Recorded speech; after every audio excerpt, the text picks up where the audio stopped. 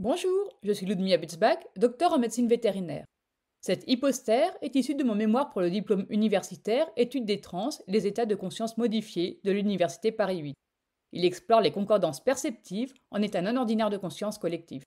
En collaboration avec Nathalie Gallois, photographe, et Jean-Pierre Palandre, docteur vétérinaire et docteur du Muséum national d'histoire naturelle en anatomie comparée, ce travail interroge la structuration collective de la perception et les interactions entre subjectivité, environnement et dynamique de groupe. Les états non ordinaires de conscience se caractérisent par des modifications transitoires de la perception et de la cognition, affectant le temps, l'espace et le schéma corporel. Ils peuvent être induits par des stimuli sensoriels, des rythmes ou des pratiques contemplatives, ou survenir spontanément. Ces états s'accompagnent souvent de distorsions spatio-temporelles, de modulations proprioceptives et d'imagerie mentale atypique. Leur étude mobilise une approche pluridisciplinaire, intégrant neurosciences, phénoménologie et anthropologie cognitive, afin d'explorer les dynamiques perceptives et leurs corrélats neuronaux. En contexte collectif, des concordances perceptives récurrentes ont été observées. Ces correspondances incluent des sensations et images similaires perçues sans échange préalable, ainsi qu'une continuité entre les récits individuels, suggérant un possible phénomène de structuration collective de la perception. La nature de ces récurrences perceptives soulève plusieurs interrogations fondamentales.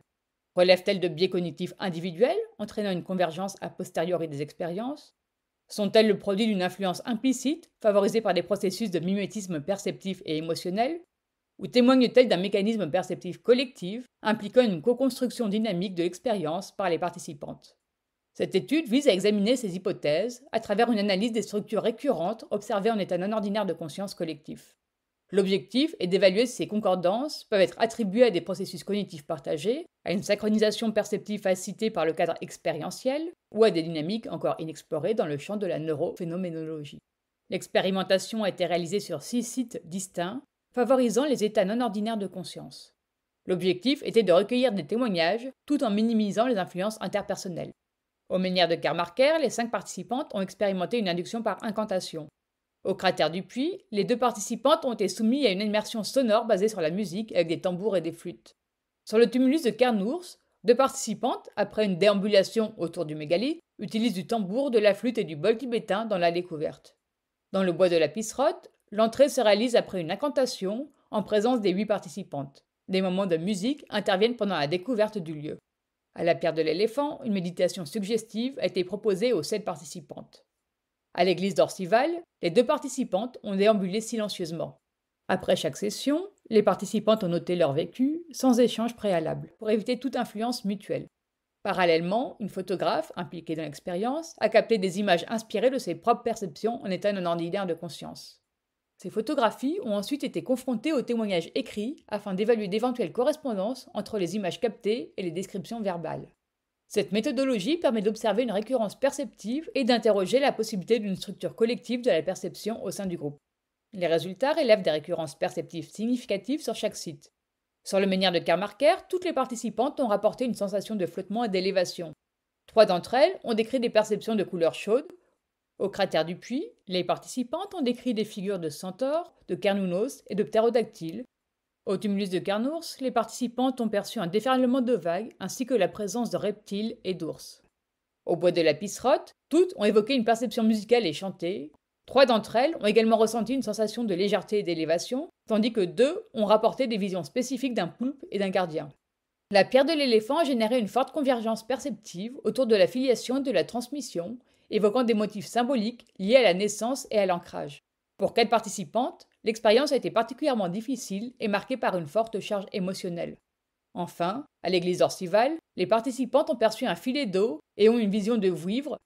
Les résultats obtenus suggèrent l'existence d'un phénomène de synchronisation perceptive, où les expériences individuelles s'organisent selon des schémas récurrents dépassant les variations intersubjectives classiques.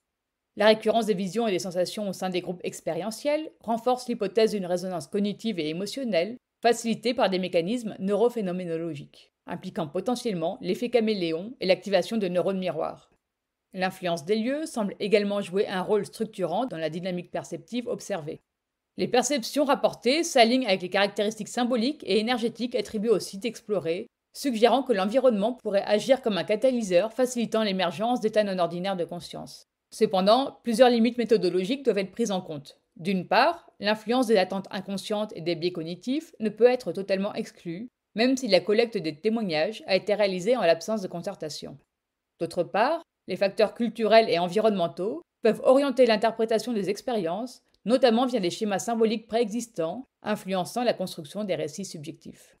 Enfin, la taille réduite de l'échantillon et la nature exploratoire de l'étude limitent la généralisation des résultats. Des recherches complémentaires sur des populations plus diversifiées et dans des conditions expérimentales mieux contrôlées seront nécessaires pour affiner l'analyse de processus sous-jacents et établir la robustesse de ces observations. Les résultats obtenus indiquent que les états non ordinaires de conscience collectif donnent lieu à des perceptions récurrentes et partagées, dépassant les simples coïncidences individuelles. L'analyse des témoignages révèle une structuration perceptive marquée par des motifs communs, suggérant l'implication de processus cognitifs et sensoriels partagés. Un des aspects les plus notables de cette étude est la correspondance entre certaines descriptions et les images photographiques produites indépendamment, ce qui interroge la nature même de la perception dans ces contextes. Cette convergence soulève des questions sur la co-construction de l'expérience perceptive, ainsi que sur les relations entre l'objectivité et la subjectivité du vécu dans ces états. Mieux comprendre ces phénomènes permettrait d'affiner les modèles existants sur la conscience et d'explorer de nouvelles pistes concernant la formation et la transmission des perceptions dans une dynamique collective. Ces observations ouvrent des perspectives pour une approche interdisciplinaire, alliant neurosciences, phénoménologie et anthropologie cognitive, afin d'élucider les mécanismes sous-jacents à la structuration collective de l'expérience perceptive.